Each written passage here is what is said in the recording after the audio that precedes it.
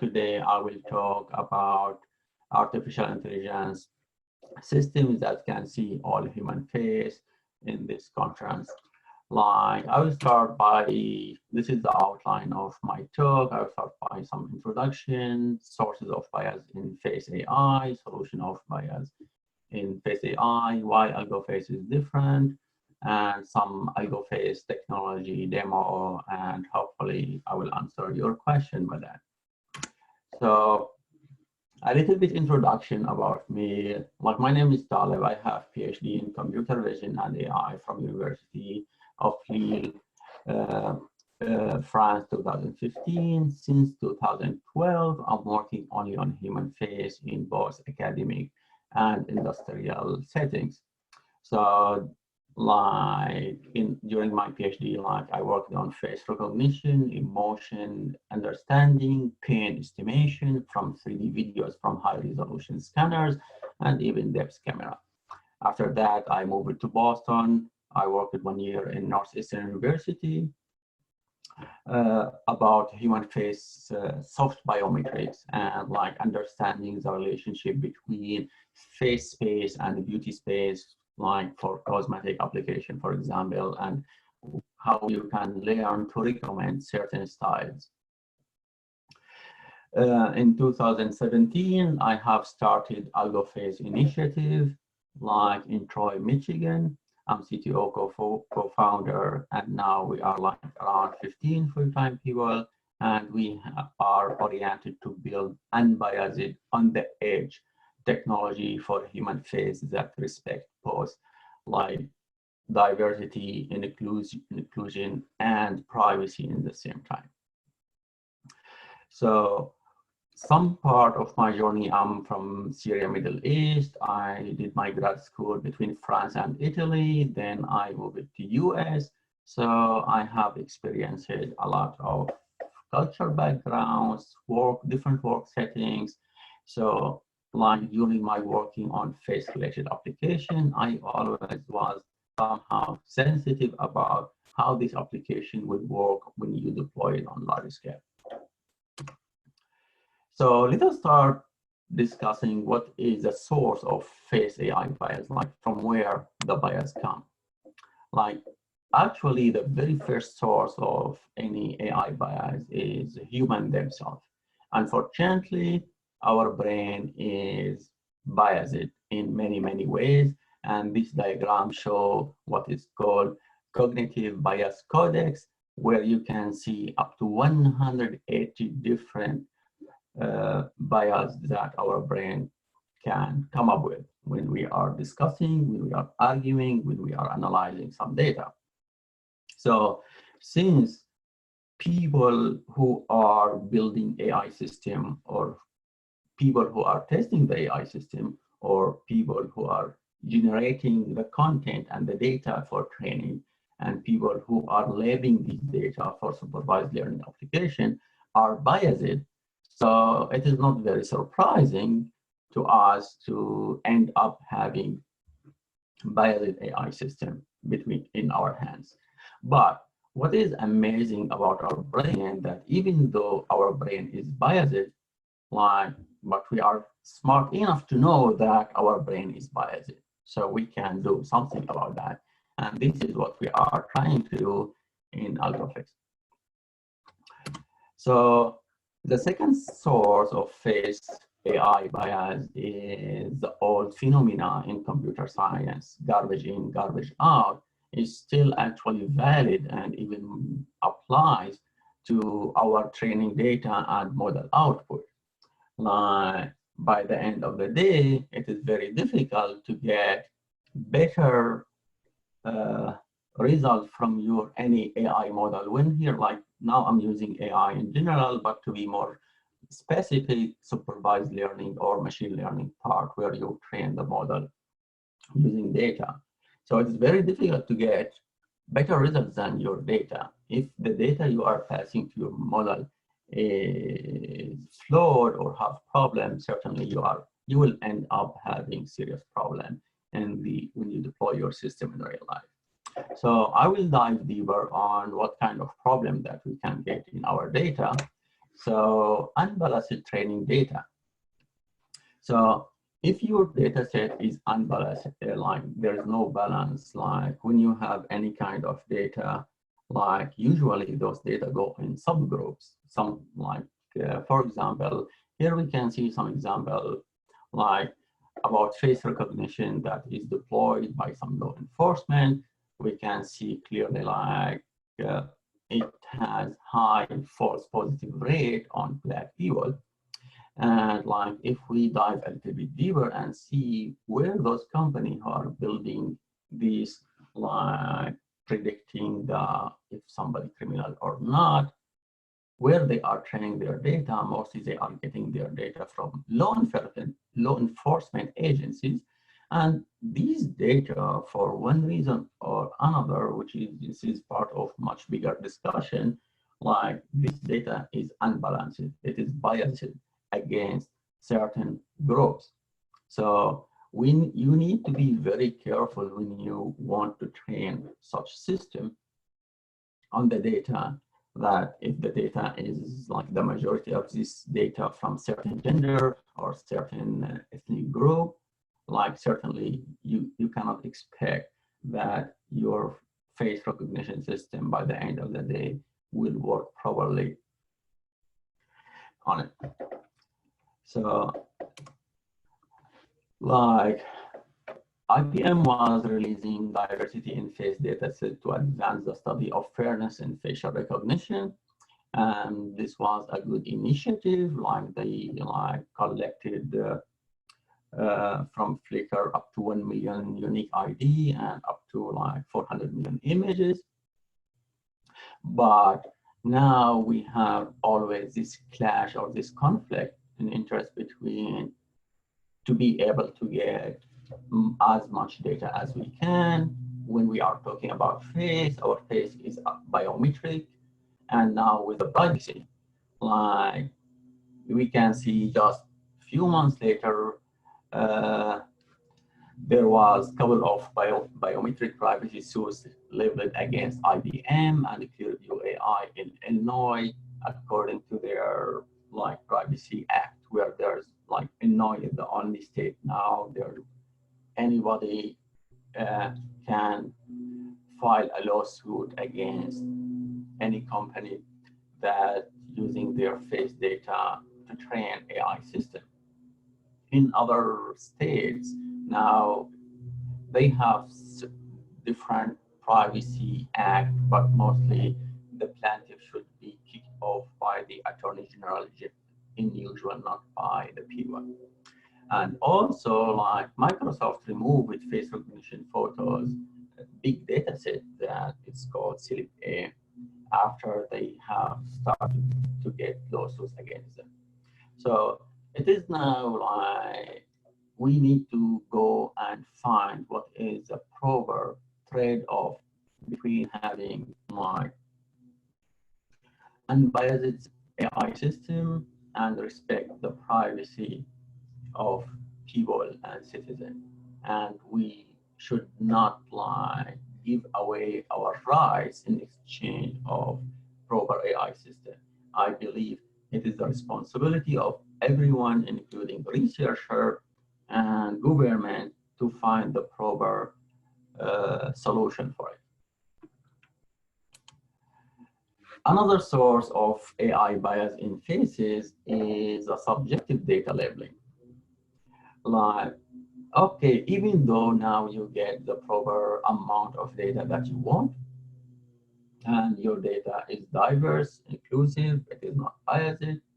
Now, like for supervised learning solution, like you need to label those data. For example, this is just very obvious examples among many other examples, like this research paper published in 2018 by Liang et al. About facial beauty prediction. Like they want to give a score between like 0 and like 1 and 5 in scale of 1 to 5 for the beauty of the face. There is two fundamental problems in this work. The number one, the beauty is subjective. Like There's no way that every human will look at certain face and all the human around the globe will agree this face is more beautiful than this face. This is number one. The problem number two in this war is there's a confusion, clear confusion between the beauty of the face and the beauty of the headshot. If you can look at the like the left column where there is like the people who got 5 score, you can see it is very professional headshot. Whereas like most probably skin smoothness, lighting correction, and other kind of touching. When you go at the most right, you can see most of those photos are just selfies. You cannot see all of this. So we need to be very careful when we are working on human face, regardless the application, regardless of this.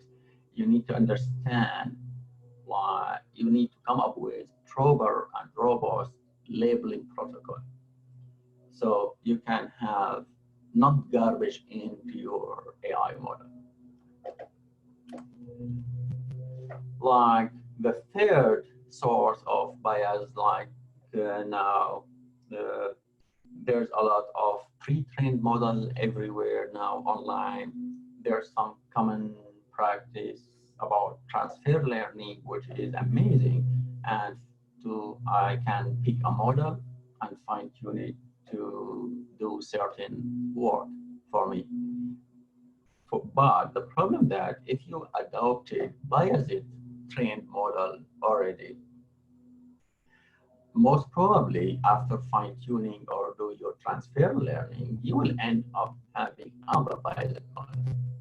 So you need to be very careful about adopting pre-trained models, number one. And number two is you need to build your model from, even when you build your model from scratch, like you need to be very careful about what kind of objective functions, what kind of penalty uh, that you are optimizing toward.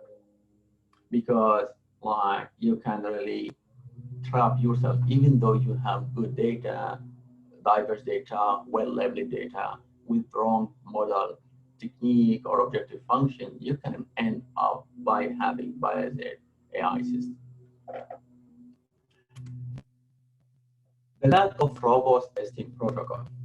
Like now, most of testing, they are in many scenarios when we see like biased AI model, when you dive a little bit under the hood and see how they are reporting the performance, most probably the testing is very general. They report the accuracy or the false positive or the false negative in very general way. They don't dive deeper, they don't like divide their problem or the training data or the testing data into groups. They don't add or subgroups and report the result for every group separately. Like you can have an amazing, for example, face detection model that works on white male 99%, but that model might work 70%, for example, with people with curved female. So you need to build, the lack of robust testing protocol is a fundamental problem. So I would like here to talk a little bit about AlgoFace and what we are doing in AlgoFace to tackle these problems and how we can solve like the bias in AI. Number one, I believe everything starts by the people. The people that like make AlgoFace is very diverse. We have 63% women in our team. This is part of them, not everybody, unfortunately. Uh, People are coming from 8 different countries, from different backgrounds, from different cultures. So whenever we are envisioning a product or building the specification or building the model or doing the testing, all the time we have different perspectives, women, men, people from very diverse background, that they can give you very insightful ideas about how you can remove these bias from your AI system. This is the most important part, I believe. The second most important part is the data. Like the data strategy, now most of the startups, even though like very big companies, they are depending on outsourcing their data collection, cleaning, labeling. Uh, like I have tried that personally in the very beginning of AlgoFace, and I tried 3 to 4 different data collection labeling companies. And it is really difficult to work with those people on high bar uh, standard. When you want very diverse data set and you want high volume and you want very clean and subjective labeling, this is the three, but this is amazing. This is a magic triangle to have amazing data set. So it will be very difficult to outsource it.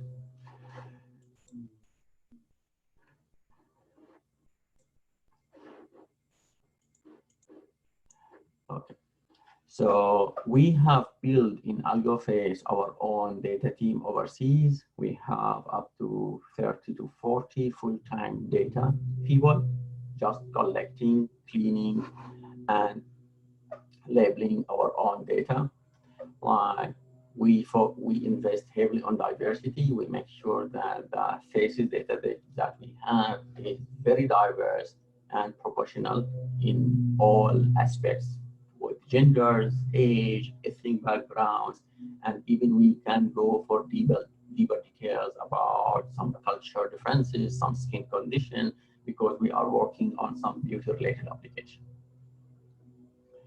And for labeling, also we have developed our own data labeling tools that can enforce high quality of data labeling without having a lot of problems. For example, like we do some like overlapping between data labeler and our data tools. We inject some testing images that we know already the ground truth to make sure to evaluate the data labeler.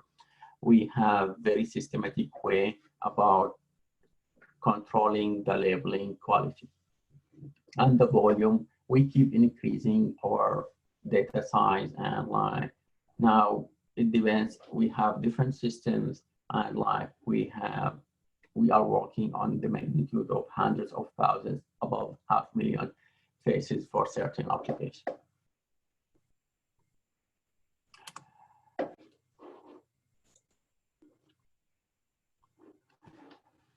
And the third part is model building and testing. What we can do in general and in AlgoFace to make sure that you are building unbiased to unbiased AI system.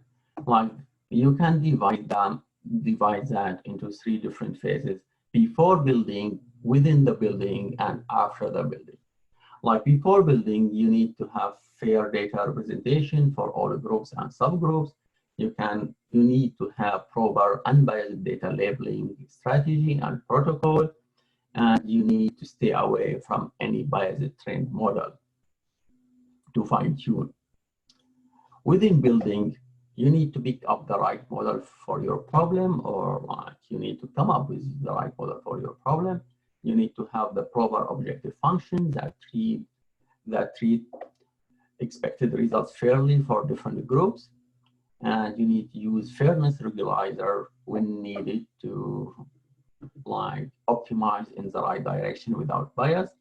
And also you need to fine tune the threshold of selection. After the building, we have our data, we trained our model. So after building, you need to develop robust testing protocol for your system and you need to be very aware about all edge cases. It is different from one problem to another. For example, in face detection, you need to have, for example, are you biased against certain gender, certain ethnic group, certain eyewears, certain like low quality images? You need to understand your problem very well. You need to have very robust testing protocol. Also, you need to, in many cases, some people like build amazing training data set, diverse, well labeled, but when it comes to testing, they use very general data set, which is not very well representative. So you need also to build diverse and representative testing data samples. Also, after deploying your system, you need to monitor after deployment and fine tune all the time and gather the feedback and find some way to gather feedback about the performance of your model. Here, I will show certain technologies that we are building. We have built a system called FaceTrace. FaceTrace is the most dense, accurate facial landmark tracker system. It tracks up to 209 facial landmarks in any human face. It supports multi-face tracking. It works under different lighting conditions. It works very well on different skin colors. It is very robust to eyewear, and it is on the edge. Also, it runs on the edge. For example, it can run even real time in very like cost-efficient devices like Raspberry Pi.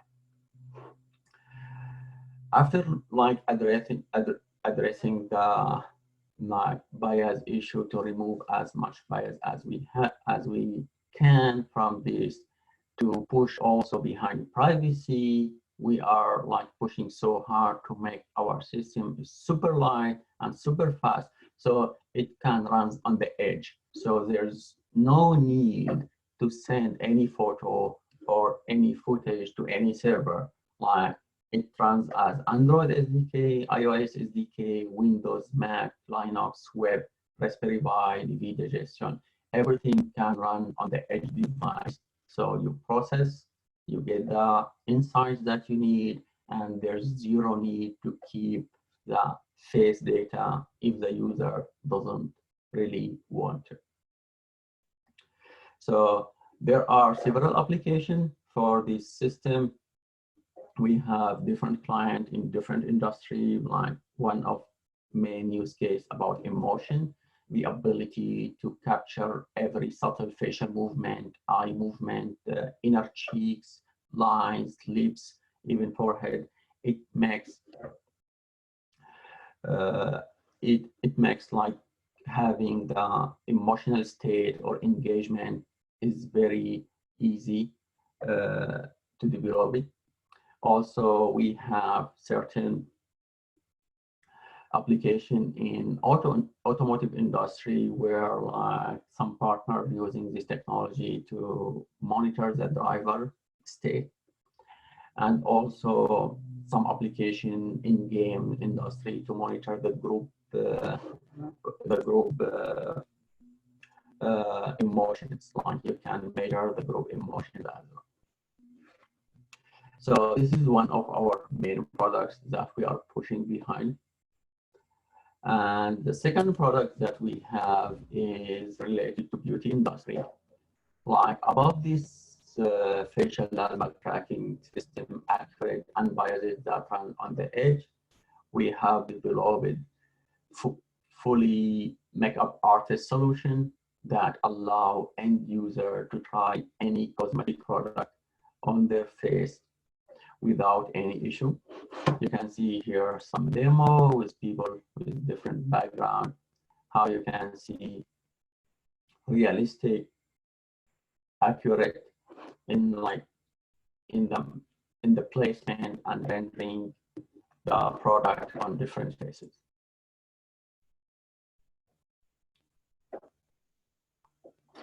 We can see here some example about like underwrite, like the accuracy of tracking the eyes, the lips, and comparing that with some like much older company in this space, where like even some company 10 years older than us, and they still failing in with people with color, for example, or with people with certain skin condition.